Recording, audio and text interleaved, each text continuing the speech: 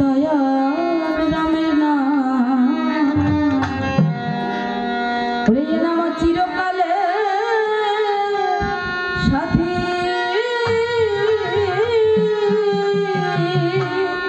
ভাই রে একবার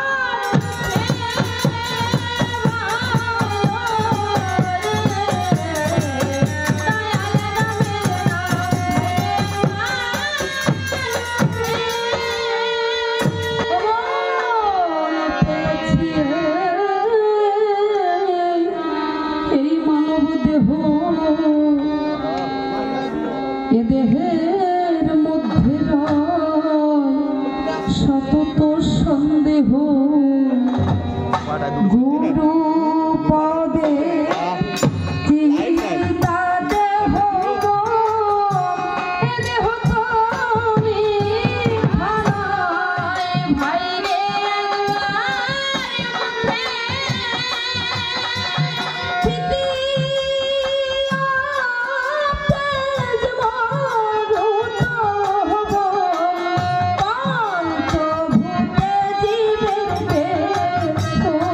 Oh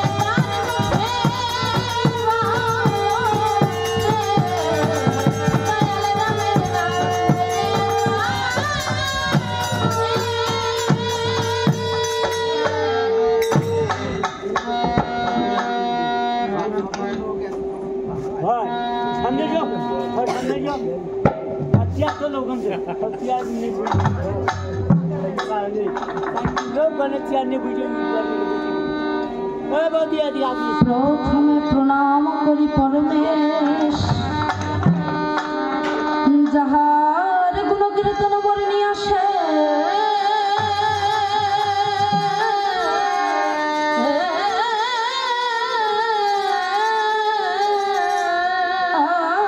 আর বেদনা করিবারে পারে পারে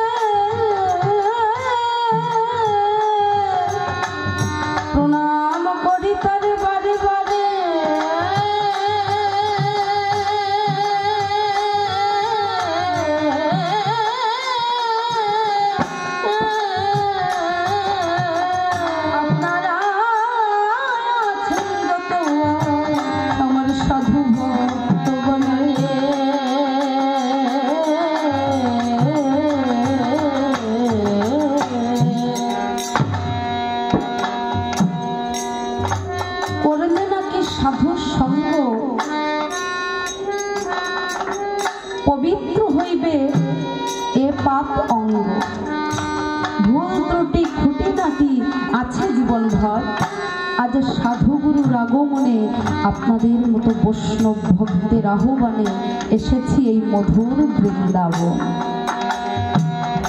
হে আমার কৃষ্ণ ভক্ত, হরি ভক্ত, রাম ভক্ত ও আমার ভক্তিমতী মায়েরা ও আগত বহিরাগত অনেক ভক্ত এখানে উপস্থিত আছে।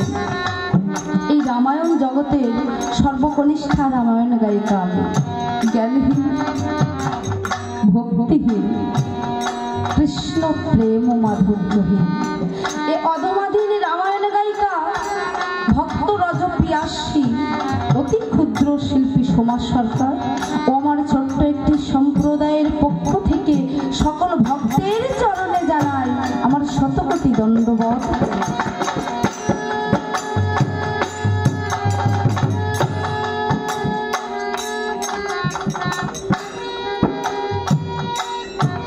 শুধু ভক্তবৃন্দ, এই শুভ লগ্নে শুভ সন্ধ্যায় আপনারা শ্রোতার আসন নিয়ে বসে আছেন কেন মা? দুটো কৃষ্ণ কথা, হরি কথা, রাম কথা শুনবেন বলে। কি গো মা, তাই তো?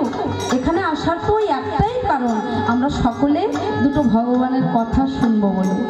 কিন্তু ভক্তবৃন্দ,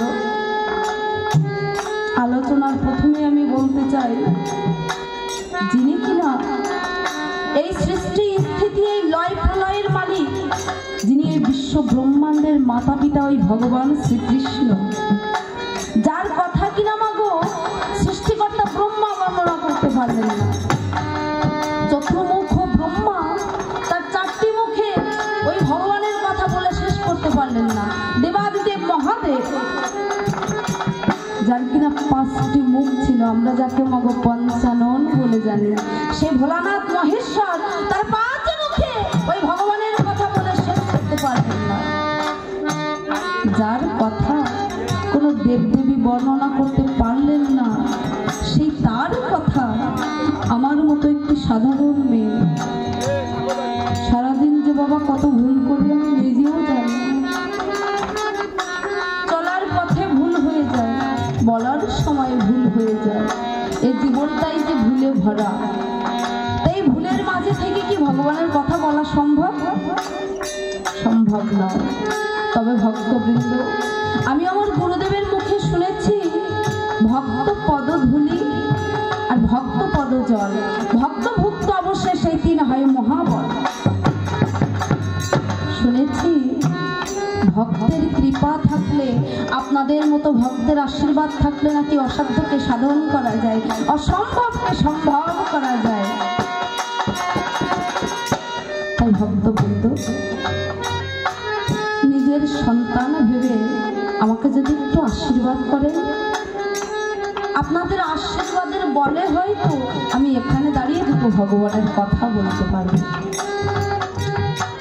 তবে তবে ভক্তবৃন্দ, ওই ভগবানের গুণ কথা বলবো, ভগবানের তত্ত্ব কথা বলবো, এমন তত্ত্ববিদ আমি নই। গুরুর কৃপায় এই অধরে যতটুকু ধরে রাখতে পেরেছি, আপনারা আমায় পূর্ণ আশীর্বাদ করুন, আমি যেন এখানে দাঁড়িয়ে ঠিক ততটুকুই আলোচনা করতে পারি।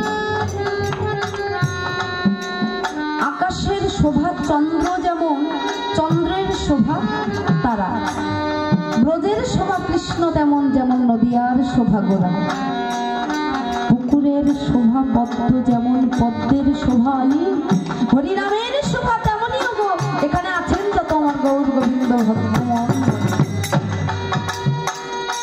ভগবানের চরণ প্রাপ্তির জন্য আপনাদের মতো ভক্তের চরণ ধুলিকে আশ্রয় করে তার চরণে ঠাঁই পাওয়ার জন্য আমার ধরাধামে আসবে। কেন মা? কৃষ্ণ ভজিবার তরে সংসারে আইল, মিছে মায়ায় বদ্ধ হয়ে বৃক্ষ সম হইল। আমাদের জন্মটা বাবা কৃষ্ণ ভজিবার জন্য, কিন্তু আমরা মিছে মায়ায় আবদ্ধ হয়ে, সংসারের মায়ায় আবদ্ধ হয়ে একটা বৃক্ষের মতো অচল হয়ে গেছি। দেখুন, প্রাণ গোবিন্দ তার নিকটের প্রতিনিধি করে, তার একান্ত কাছের প্রতিনিধি করে আমাদের সবাইকে পাঠিয়েছে ধরাধামে। কেন বাবা? তার লীলা খেলা খেলোয়ার জন্য। কিন্তু আমরা এই সংসারে এসে কি করেছি? সংসারের মায়ায় পড়ে আছি। সংসার দুটি কথা, সং আর সার। আমাদের সকলের কর্তব্য ছিল এই সংকে বর্জন করে, সারকে গ্রহণ করে সত্যকে সাথে নিয়ে চলা। কিন্তু আমরা কি করেছিল? সেই সত্যকে বর্জন করে মিথ্যাকে সাথী করে লোক ঠকানোর ব্যবসা করে করে জীবনের বেলা পার করে দিয়েছি। আজ আমরা কাকে খুঁজতে এসে কাদের খুঁজলাম? দেখুন, আজ যে আমি আপনাদের এখানে এসেছি, আমার যদি টাকা পয়সার অভাব থাকে, আপনাদের কাছে হাত পাতলে আমাকে 2-4 টাকা দিয়ে সাহায্য করতে পারেন, তাই না? আমি যদি আপনাদের কাছে সাহায্য জানাই, নিশ্চয়ই আমাকে 2-4 টাকা দিয়ে সাহায্য করবেন। কিন্তু ভক্তবৃন্দ, আমার যদি কৃষ্ণ প্রেমের অভাব থাকে, আমার যদি হরি প্রেমের অভাব থাকে, তো ওইটা দেওয়ার মতো এ জগতে কেউ নেই।